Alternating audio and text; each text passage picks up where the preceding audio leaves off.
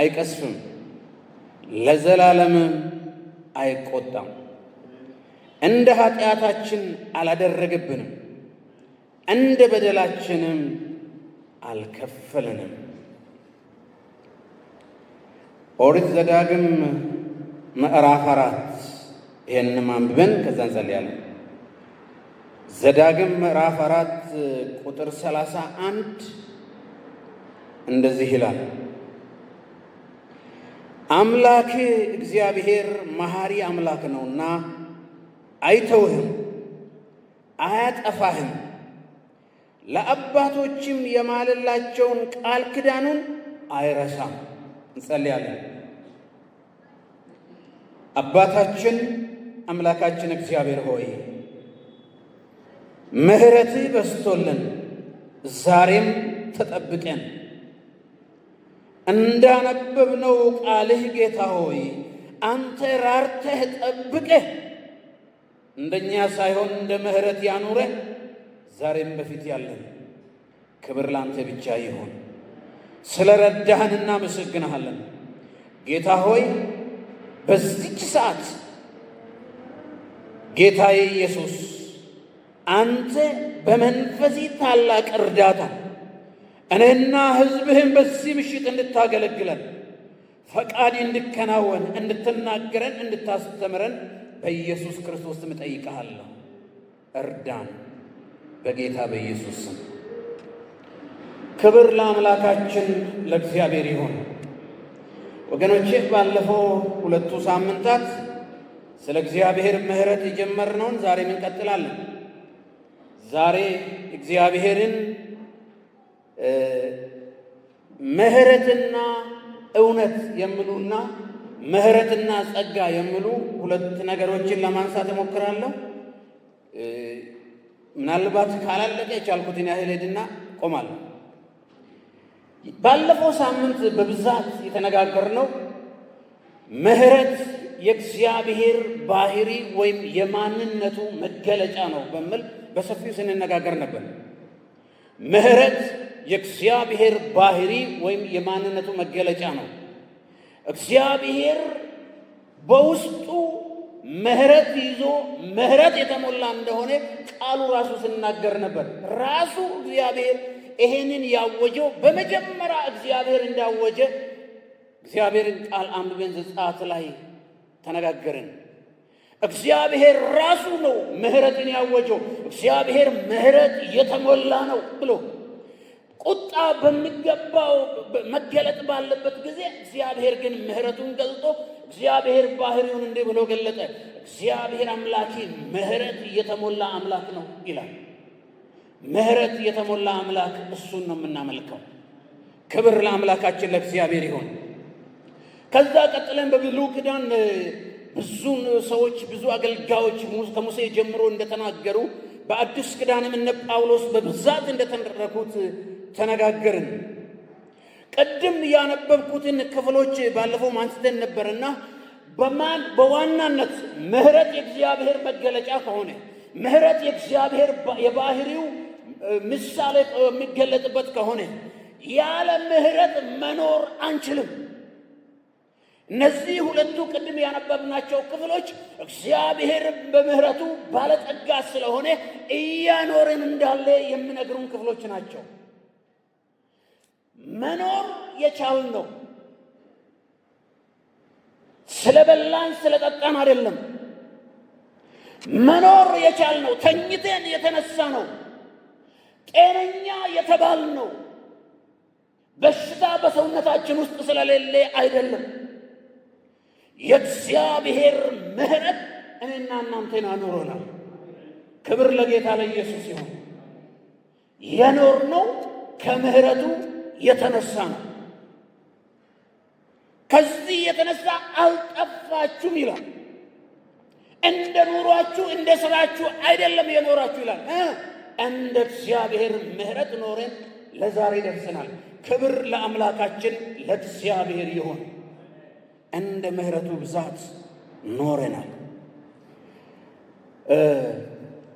ትንሽ ስለ ምሕረትና ጸጋ እናወራለን። ምሕረት ምንድነው? ጸጋ ምንድነው? ምሕረትና ጸጋ መጽሐፍ ቅዱስ ያገናኛቸዋል። ምሕረትና እውነት ብሎም ደግሞ ያገናኛቸዋል። ስለዚህ እነዚህ ነገሮችን እናነሳለን። ምሕረትና ጸጋ ብላችሁ ያዙና ርዕስ ምሕረትና ጸጋ በቅርብ የተያያዙ ቢሆኑም የተለያዩ ናቸው፣ ግን የተቆራኙ ነገሮች ናቸው። ምሕረት ሜርሲ የምንለው በእንግሊዝኛ ባለፈው ዲፋይን አድርገናል። ብዙ ነገሮችን እንደሚይዝ ተነጋግረናል። እዛ ጋር ልመለስ፣ ግን ከዛ ውስጥ አንድ ነገር ይወስዳለሁ። የሚገባንን ቅጣት መከልከል ነው ምሕረት።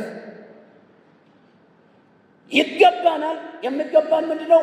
ቅጣት ነው፣ ፍርድ ነው።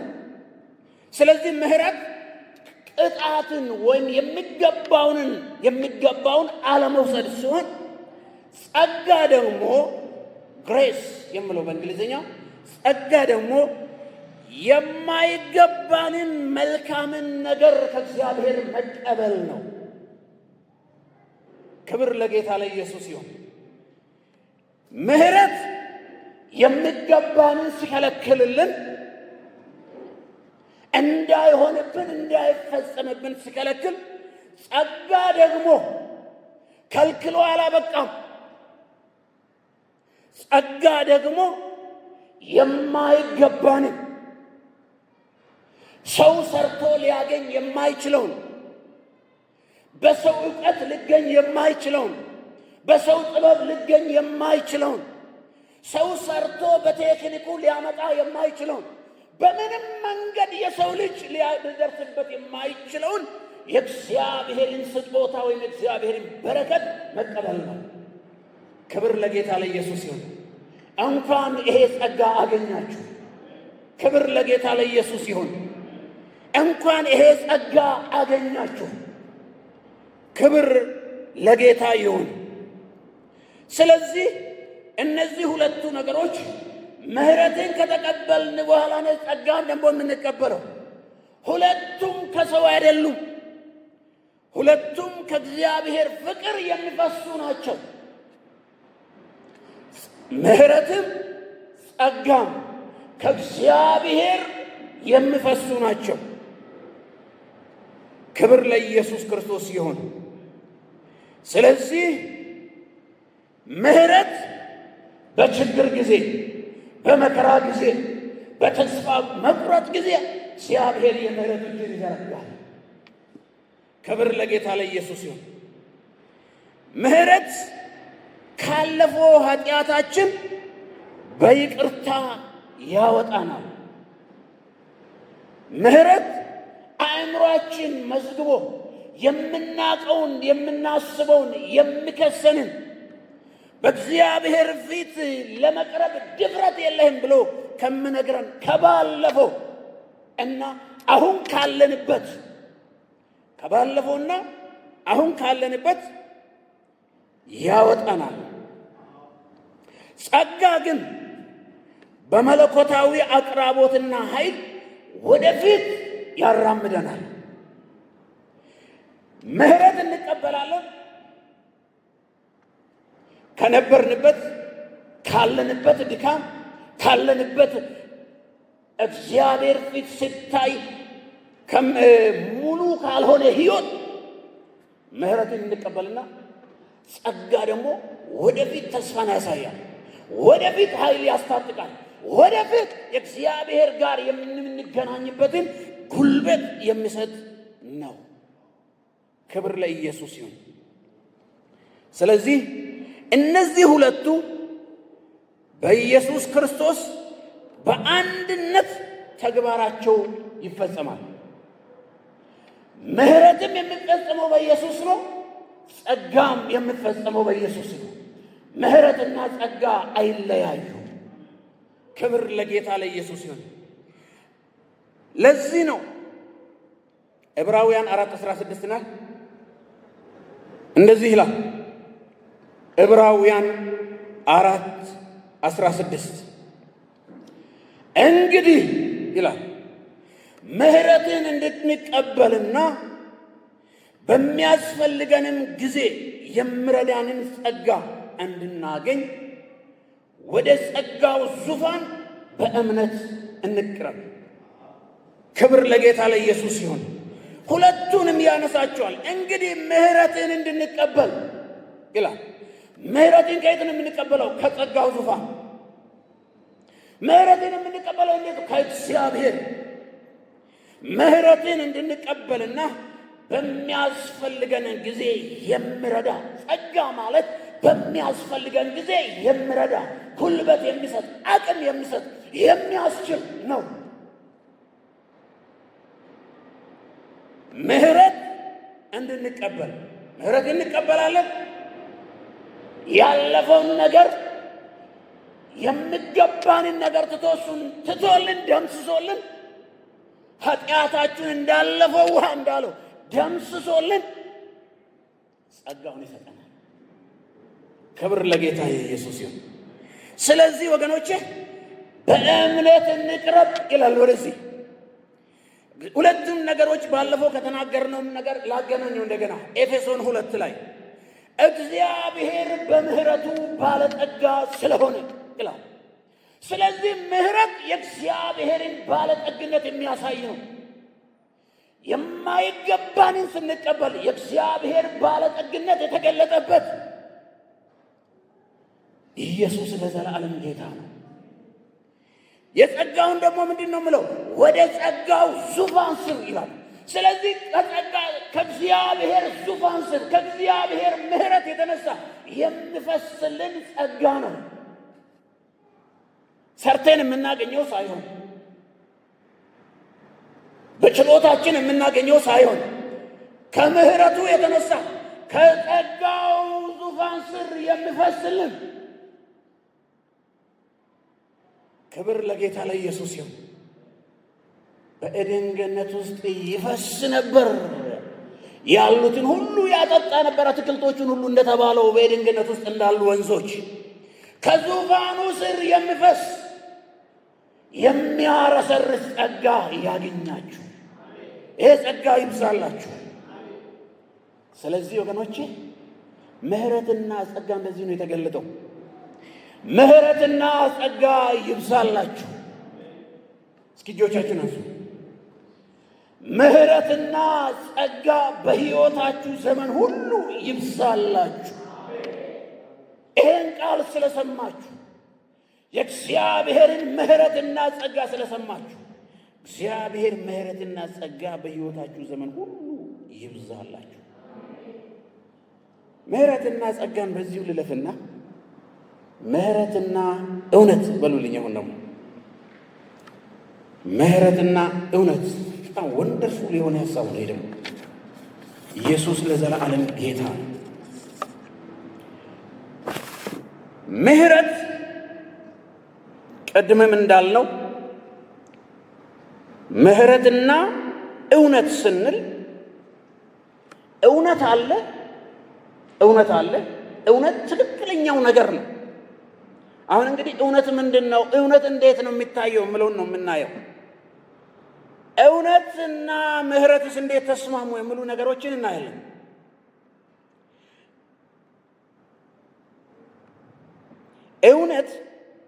እውነት የሚያሳየው እንደዚህ ብላችሁ ጻፉ።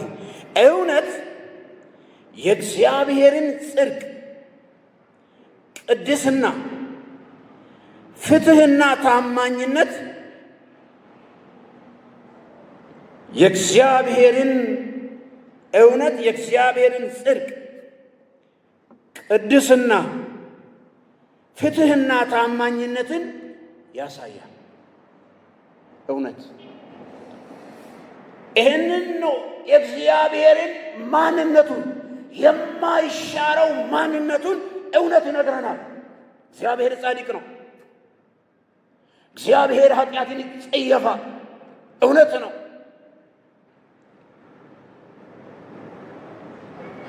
የኃጢአት ዋጋ የኃጢአት ደሞዝ ሞት ነው።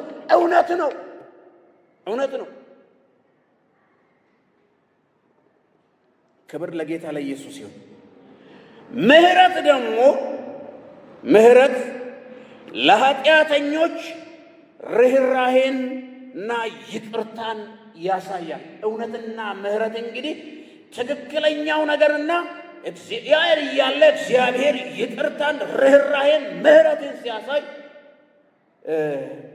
ምህረት እንለዋለን።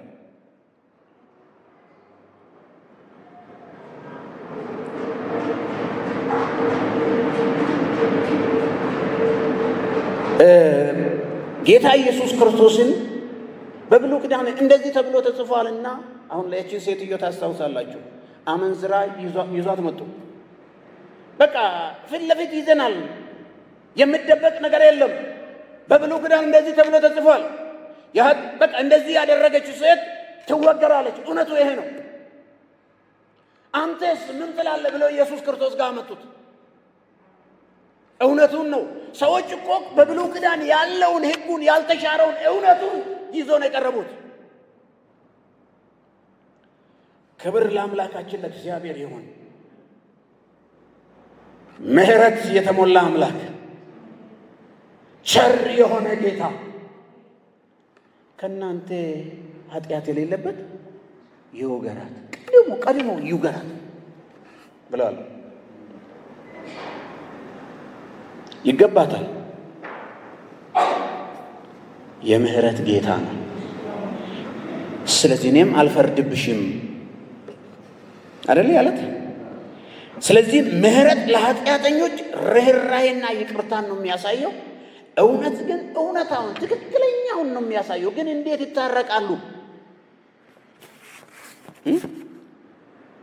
ሰው ምህረት ካልገባው እውነት ብቻ ይዞ የሚራመድ ከሆነ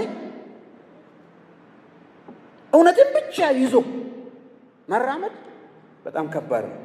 በመጽሐፍ ቅዱስ እውነት የሌለው ምህረት ነገሮችን ኮምፕሮማይዝ ማድረግ፣ አማርኛው ማመቻመች ነው። እውነታው ያ ሆኖ እያለ እንዳልሆነ አድርጎ ማለፍ ሊሆን ይችላል። ምህረት የሌለው እውነት የሌለው ምህረት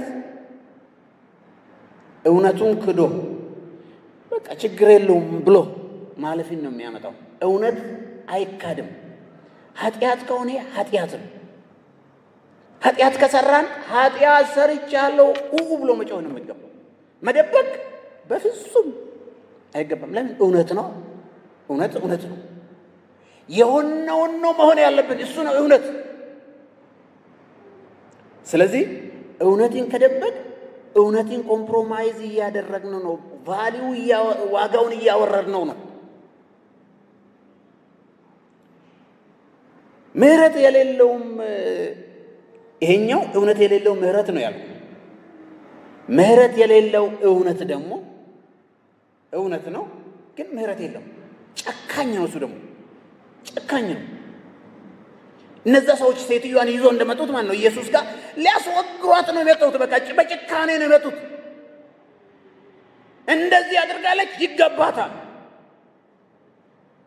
የሚገባውን ማለት ነው። ስለዚህ እጅግ የከበደ ፍርድ ወይም ለቅጣት መቸኮልን ያመጣል። ስለዚህ ቅዱሳን ምህረትና እውነት በእኛ ቤት ተጣጥሞ ይኖራሉ። አሜን። ክብር ለጌታ ለኢየሱስ ይሁን። ስለዚህ ምህረትና እውነት ሁለቱም ያለምንም መሸራረፍ በክርስትና ሕይወት ይጠበቃሉ። ያለ ምንም መሸራረፍ ይጠበቃሉ። በብሉይ ኪዳን ትንሽ የብሉይ ኪዳኑን ሐሳብ ካነሳው በኋላ እመጣለሁ ወደ አዲስ ኪዳን። በብሉይ ኪዳን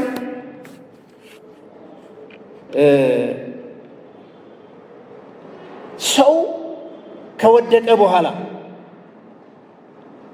ከእግዚአብሔር ጋር ወደ እግዚአብሔር የሚመለስበት ወይም ከእግዚአብሔር ጋር ያለው ግንኙነት የሚስተካከልበት የተለያዩ የደም መስዋዕቶችን በማቅረብ ነው። እንግሊዘኛው አቶንመንት ሳክሪፋይስ ይለዋል። ብዙ አይነት ሳክሪፋይሶች አሉ፣ ግን ይሄኛው ከእግዚአብሔር ጋር የመታረቅን ነው። ስለዚህ በደም ላይ የተመሰረተ ነው።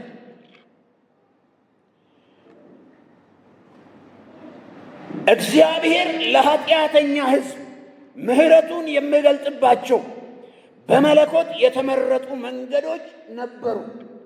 እነዚህ ደም የማፍሰስ መስዋዕት የማቅረብ የስርየት መስዋዕት የማቅረብ ወይም አቶንመንት ሳክሪፋይስ የሚባለውን የማቅረብ እግዚአብሔር ኃጢአተኛውን ሕዝብ ከራሱ ጋር ወደ ራሱ የሚያቀርብበት መንገዶች ነበሩ። ከቅዱሱ እግዚአብሔር ጋር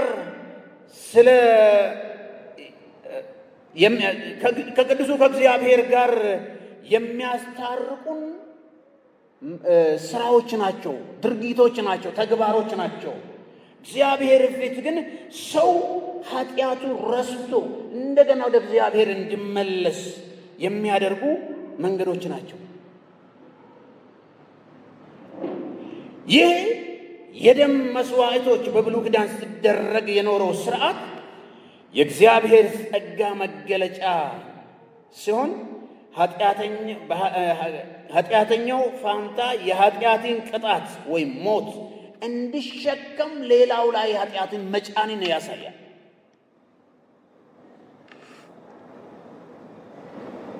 አንድ ጊዜ ስለ መንፍሪየል የምትባለው ኃጢአት ተጭኖባት ወደ ምድረ በዳ የምትሸኝ ከብት ላይ ተጭኖ ነው የሚሸኘው። መስዋዕቱም ደሙም ስፈስ ይሄ የስርየት መስዋዕት የሚባለው በቃ የዛን ሰው ኃጢአት ይዞ እንደምሞት በደም ከብት ይዞ እንደምሞት መገለጫ ነው። በመጀመሪያ ጊዜ የእግዚአብሔር ምሕረት የተገለጠው ገና በመጀመሪያው በብሉይ ኪዳን እንደሆነ በዘፍጥረት አዳምና ሔዋን ጋር እንደሆነ እሱን ትንሽ አነሳለሁ። የብሉይ ኪዳን ትንሽ ነካ ማድረግ ስለፈለጉ ጄኔራሊ ሐሳቡን እንድትይዙልኝ የፈለጉት በብሉይ ኪዳን የሚፈሰው ደም የሚፈሰው የከብት ደም የኮርማም ይሁን የሚቀርበው ደም በእግዚአብሔር ፊት ይህን የስርየት የኃጢአትን ስርየት ለማስገኘት ሰውን ከእግዚአብሔር ለማስታረቅ ሰው የሚደረግ ስርዓት እንደሆነ እንድትይዙ ፈልጋለሁ። የመጀመሪያ ብዬ ግን ያዝኩት ዘፍጥረት 3 ቁጥር 9 እና 10 ያዙልኝ። ዘፍጥረት 3 ቁጥር 9 እና 10 እንደዚህ ብለን እናነባለን። እግዚአብሔር አምላክ አዳምን ጠርቶ ወዴት ነህ አለው። እርሱም አለ በገነት ድምፅህን ሰማሁ፣ ራቁቴንም ስለሆኑ ፈራሁ፣ ተሸሸኩም አለ። ይህን ታሪኩን ታውቃላችሁ። አትብሉ የተባለውን ዛፍ በበሉ ጊዜ፣ የእግዚአብሔርን ትእዛዝ በተላለፉ ጊዜ፣ እግዚአብሔርን በበደሉ ጊዜ ቀጥታ እግዚአብሔር ሳይመጣ የሆነባቸው ነገሮች ምንድን ናቸው? እራቁታቸውን ሆኑ ይላል። እራቁቴን ስለሆንኩ ፈራው፣ ተሸሸኩ። ሰው ከኃጢአት ሰውን ከእግዚአብሔር ያርቃል።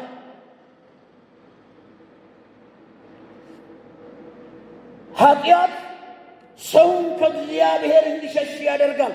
ገና በቃ እራቁቴን ሆንኩ ላይ ጸጋውን ለብሶ የነበሩ ሰዎች፣ ክብሩን ለብሶ የነበሩ ሰዎች፣ በእግዚአብሔር ሕልውና ውስጥ የነበሩ ሰዎች፣ ፍጹም የሆነው መለኮታዊ ሕይወት ውስጥ ከእግዚአብሔር ጋር ይኖሩ የነበሩ ሰዎች እግዚአብሔርን ሲበድሉ ራቁታቸውን ሆኑ፣ ፈራው፣ ተሸሸቁ አለ። ቁጥር 21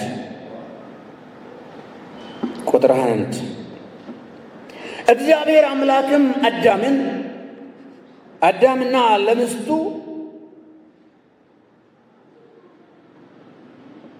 የቁርበትን ልብስ አደረገላቸው።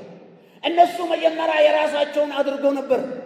ራቁታቸውን ስለሆኑ አብሮ ሲኖሩ የነበሩ ባልና ሚስቶች፣ ወንድና ሴት አድርጎ እግዚአብሔር የፈጠራቸው ሰዎች ራቁታቸውን እንደሆኑ እንኳን አያውቁም ነበር ከእግዚአብሔር ክብር የተነሳ። ኃጢአት ግን ከዚህ ክብር ውስጥ አጎደላቸውና ከመደንገጣቸው የተነሳ የቅጠልን ግልድም አድርጎ ለመልበስ ሞከሩ ይላል። እግዚአብሔር ግን እንደዚህ ያደረገ። ቁጥር 21 እግዚአብሔር አምላክ ለአዳምና ለሚስቱ የቁርበትን ልብስ አደረገላቸው፣ አለበሳቸው። እግዚአብሔር አምላክም አለ፣ እነሆ አዳም መልካምና ክፉን ለማወቅ ከእኛ እንዳንዱ ሆነ። አሁንም እጁን እንዳይዘረጋ ደግሞም ከሕይወት ዛፍ ወስዶ እንዳይበላ ለዘላለም ሕያው ሆኖ እንዳይኖር። ስለዚህ እግዚአብሔር አምላክ ከኤደን ገነት አስወጣው፣ የተገኘበትንም መሬት ያርስ ዘንድ አዳምንም አስወጣው። ወደ ሕይወት ዛፍ የሚወስደውን መንገድ ለመጠበቅ ክሩቤልና የምትገለባበት የነበልባል ሰይፍ በኤደን ገነት ምስራቅ አስቀመጠ። እግዚአብሔር ለአዳምና ለሔዋን ያሳየው ምሕረት ብዙ ጊዜ የሚጠቀስ የመጽሐፍ ቅዱስ ቃል ነው። ይሄ ዘፍጥረት 3:21 እግዚአብሔር ለነሱ ምሕረቱን ለመጀመሪያ ጊዜ የገለጠበት፣ ምሕረት የታየበት፣ ሰው ራቁቱን ከሆነበት እግዚአብሔር ፊት መቅረብ ባቃተው ጊዜ እግዚአብሔር ያደረገው ቁርበትን አለበሰ ይላል። ብዙ ቴዎሎጂያን ብዙ ነገሮችን ሪፈር ሲደረግ ምንድን ነው የሚሉት? የመጀመሪያ መስዋዕት የቀረበበት ነው ይላሉ። ምክንያቱም ቁርበት ደም ሳይፈስ አልተገኘም። ቁርበት የሆነ ከብት ሳይታረድ አልተገኘም። እግዚአብሔር ፊት የሸሸውን ሰው፣ በእግዚአብሔር ፊት መቆም ያቃተውን ሰው፣ ፍርሃትና ድንጋጤ የዋጠውን ሰው፣ ከአምላክ ፊት መሸሽ የጀመረው መደበቅ የጀመረውን ሰው እግዚአብሔር በምሕረቱ እንደገና ለመጀመሪያ ጊዜ ወደ ራሱ ለመመለስ ያደረገው ቁርበትን አለበሰ።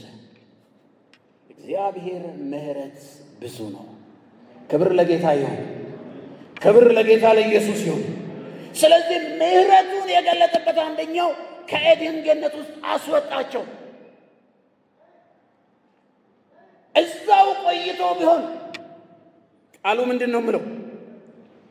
ደግሞ ከሕይወት ዛፍ ወስደው እንዳይበላ ለዘላለም ሕያው ሆኖ እንዳይኖር፣ ለዘላለም የሚኖር ኃጢአተኛ ሆኖ እንዳይኖር፣ የማይሞት ኃጢአተኛ ሆኖ እንዳይኖር። እግዚአብሔር መሐሪ ነው ወገኖቼ። ከዚህ የተነሳ ለዘላለም እግዚአብሔር እንዲኖር የፈጠረውን ሰው አስወጣውና ዕድሜውን ገደበለት፣ ዕድሜውን ወሰነለት፣ የምህረትን በር ግን አዘጋጀለት። ክብር ለአምላካችን ለእግዚአብሔር ይሁን። እግዚአብሔር መሐሪ ነው።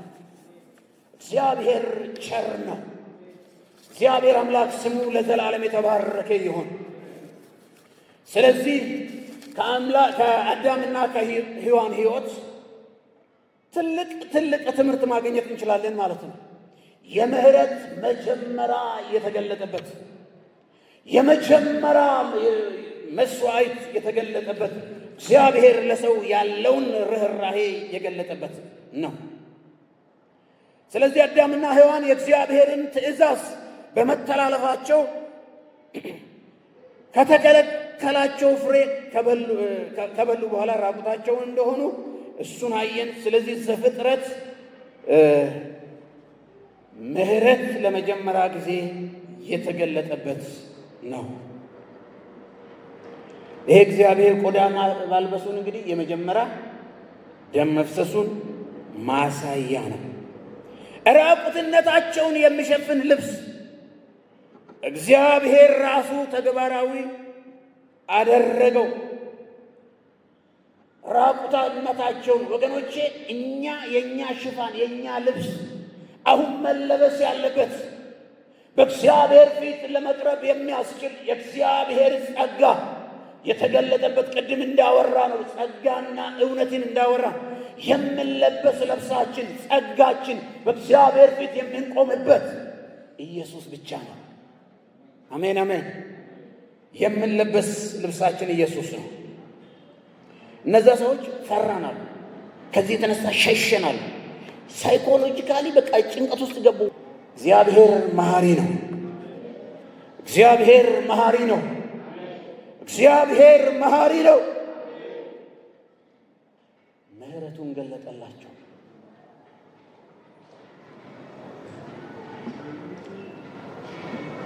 በብሉይ ኪዳን የሚደረጉ መስዋዕቶች በየጊዜው እንደገና መደረግ የሚፈልጉ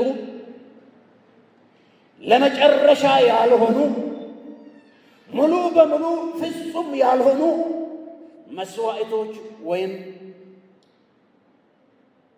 ከዛ ኃጢአት ውስጥ ሙሉ በሙሉ ማውጣት የማይችሉ ናቸው። ፍጹም አይደሉም። ያስረሳቸዋል ግን ኃጢአታቸው።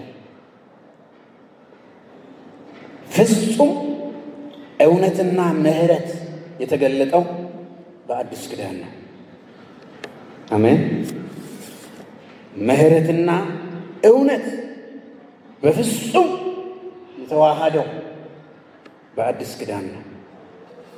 በኢየሱስ ክርስቶስ ውስጥ በአዲስ ኪዳን፣ ቅድም በብሉይ ኪዳን ብያለሁ ስለምጽፉ በአዲስ ኪዳን ብላችሁ ያዙልኝ። ምሕረትና እውነት የተገለጠበት የብሉይ ኪዳኑን ሰመራይዝ ላድርግላችሁ እንደገና። አዳምና ሔዋን በድሏል። አዳምና ሔዋን እግዚአብሔር ያዘዛቸውን ትቶ ያላዘዛቸውን አታድርጉ ያሏቸውን ነገሮች አድርጓል። ከዚህ የተነሳ የሚገባቸው ለዘላለም መሞት። እግዚአብሔር ግን ምሕረቱን የገለጠበት የመጀመሪያ መስዋዕት አደረገ። ለኃጢአት ዋጋ መከፈል ስላለበት የሆነ ሳክሪፋይስ የተደረገ አለ። እዛ ጋር መከፈል ስላለበት ወደ አዲስ ኪዳን ስንመጣ በኢየሱስ ክርስቶስ ውስጥ የእግዚአብሔር መለኮታዊ ባህሪያት የሆኑት ምሕረትና እውነት በፍጹም ሁኔታ የተገኙት በተለይም በመስቀሉ ላይ ነው። በኢየሱስ ክርስቶስ ምሕረትና እውነት ፍጹም ሆኖ የተዋሃዱበት ክፍል እናያለን። ዮሐንስ ወንጌል ላይ ምዕራፍ 1 ቁጥር 14 የምናውቀው ክፍል ነው። ግን እንደዚህ ይላል፣ ቃልም ሥጋ ሆነ ጸጋንና እውነትን ተሞልቶ በእኛ አደረ። እውነት እንዴት እንደመጣ የሚያሳየን ነው።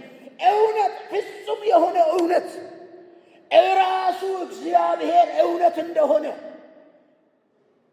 ይሄ እውነት ደግሞ ጸጋንና እውነትን ተሞልቶ በእኛ ዘንድ አደረ።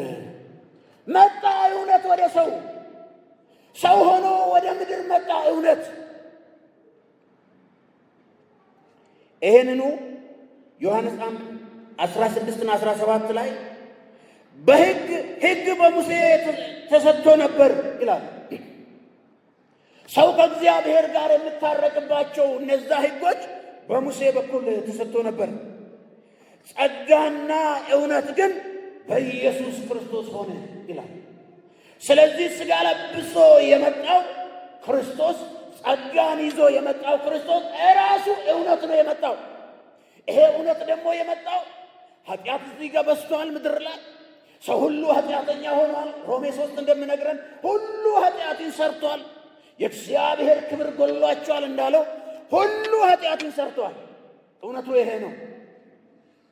ሌላኛው ደግሞ እግዚአብሔር ጻድቅ ነው።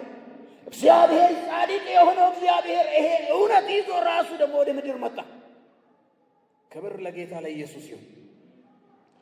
ስለዚህ ምሕረት ለሰው ይደርስ ዘንድ የኃጢአት ወይም የበደል ዋጋ መከፈል ስላለበት እውነቱ ስለማይሻር ክርስቶስ ኢየሱስ መጣ። ክብር ለጌታ ይሁን። ኤፌሶን 2 ላይ ባለፈው የተነጋገርንባቸው በኃጢአታችሁ ምክንያት ሙታን ነበራችሁ ይላል። እውነታ ከኃጢአት የተነሳ ሙት መሆን ነው። ግን እግዚአብሔር ሞትን የሰውን ሞት የወሰደበት መንገድ ደግሞ እዛው ጋር እግዚአብሔር በምህረቱ ባለጠጋ ስለሆነ ይላል። እስኪ ኢሳይያስ 53ን ክፈቱልኝ። ኢሳይያስ 53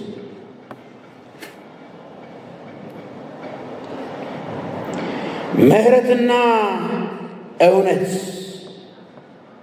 ክብር ለጌታ ለኢየሱስ ይሁን። ኢሳይያስ 53 እስኪ ከቁጥር 6 ልጀምር። ከላይ ጀምራችሁ ታያላችሁ። በኋላ ቁጥር 6 ጀምሮ እንደዚህ ይላል። እኛ ሁላችን እንደ በጎች ተቅበዝብዘን ጠፋን፣ ከእኛ እያንዳንዱ ወደ ገዛው መንገዱ አዘነበለ። እግዚአብሔርም የሁላችን በደል በእርሱ ላይ አኖረ። ትንቢት ነው። ኢሳይያስ ወደፊት ያየው ሁሉ ኃጢአትን ከመስራቱ የተነሳ እየተቀበዘበዘ ነው። በእግዚአብሔር ፊት መቅረብ የሚችል የለም። ስለዚህ እውነትና ምሕረት የሚስማማበት ኃጢአት የሰው ሁሉ ኃጢአትን የሚሸከም ሌላ አለ። የሚከፍል ዋጋ ካልተከፈለ ኃጢአት ሞት ስለሆነ የኃጢአት ዋጋው ሞት ስለሆነ እግዚአብሔር የሁላችንንም ይላል የሁላችንን በደል በእርሱ ላይ አኖረ። እሱ ይሸከማል፣ እኛ ምሕረት እናገኛለን። አይገርም? እግዚአብሔር ድንቅ ሥራ። ኢሳይያስ ይሄን ነው አስቀድሞ ያየው። ቁጥር 7 ተጨነቀ፣ ተሰቃየም፣ አፉንም አልከፈተም። ይሄንን እውነትና ምሕረትን ሲያዋህድ ዝም ብሎ አይደለም ወገኔ፣ እየተሰቃየ እያመመው እየከበደው። ማቴዎስ ወንጌል ላይ ደግሞ እባክህ አባቶ ፈቃድ ቢሆን ይሄ ጽዋ ከኔ ይለፍ እያለ በቃ ምን ያህል ከባድ እንደሆነ ኢሳይያስ እዚህ ጋር ተሰቃየ የምለው ምን ያህል ምጥ እንደሆነ ቀላል አይደለም። እውነትና ምሕረት የተስማማበት መንገድ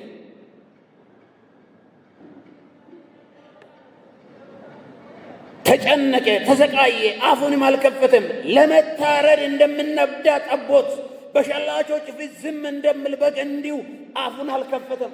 ሲገርፉት፣ መስቀል አሸክሞ ሲያንገላቱት እውነትን ከምሕረት ለማዋሃድ ነው። እኔና እናንተ እዛ ውስጥ ለመውለድ ነው። ምሕረት ለማግኘት ወገኖቼ ትልቅ ዋጋ ተከፍሏል። እውነት ስለማይሻር ኢየሱስ ክርስቶስ ይህን ሁሉ መከራ ተቀብሏል። በሸላቾች ፊት ዝም እንደሚል በግ እንዲሁ አፉን አልከፈተም።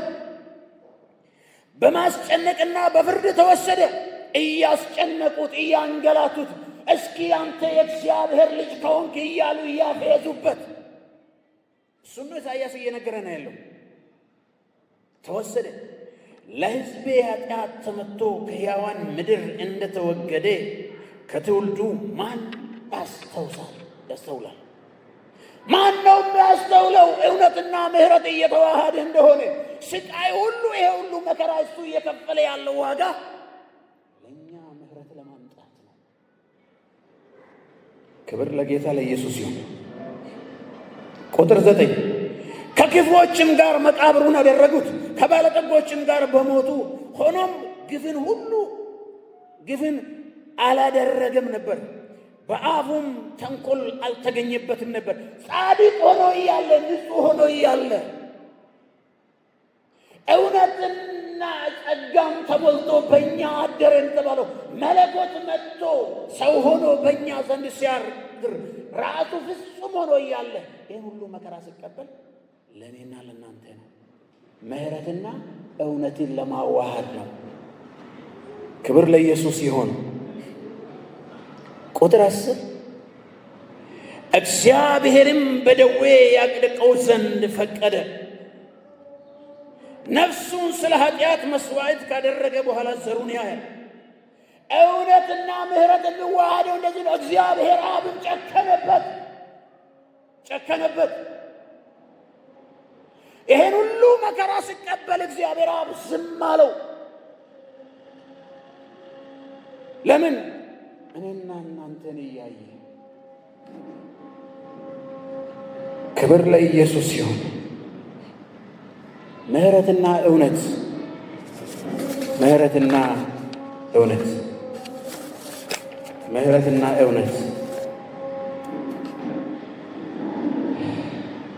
ስለዚህ ወገኖቼ ምሕረት ወደ ምድር የመጣው በኢየሱስ ክርስቶስ ነው። በኢየሱስ ክርስቶስ ውስጥ ምሕረትና እውነት ፍጹም ተዋህዷል። ዋጋ ተከፍሎ ነው። ቅድም እንዳነበብነው የሰውን ሁሉ ኃጢአት እሱ ላይ በመጫን ነው።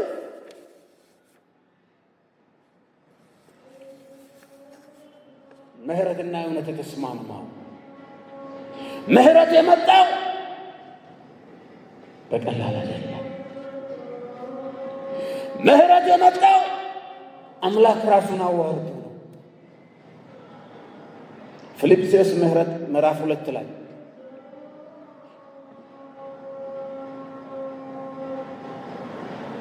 የባሪያን መልክ ይዞ ስመጣ ራሱን አዋርዶ ይላል። ሰሞኑን ገናን እያከበርን ነው። ልደት ሊያከብር አይደለም የመጣው። አምላክ እየተዋረደ ነው። የተዋረዱትን አዳምና ሔዋን እንደፈሩት እንደተሸሸጉት ከአምላክ እንደራቁት ከአምላክ የራቁትን ወደ አምላክ ለማስታረቅ አምላክ ራሱን አዋርዶ ሲመጣ ነው። ምሕረትና እውነት እንደዚህ ነው የተስማማው። ዋጋ ተከፍሎ ነው ምሕረትና እውነት የተስማማው። ክብር ለጌታ ለኢየሱስ ይሁን። ሰዓታችን ስላለፈ እዚሁ ጋር አቆማለሁ። ዛሬን ይህን ስላልጨረስኩ ከዚህ እቀጥላለሁ። በሚቀጥለው እንጸልያለን በጌታ ፊት። ሃሌሉያ።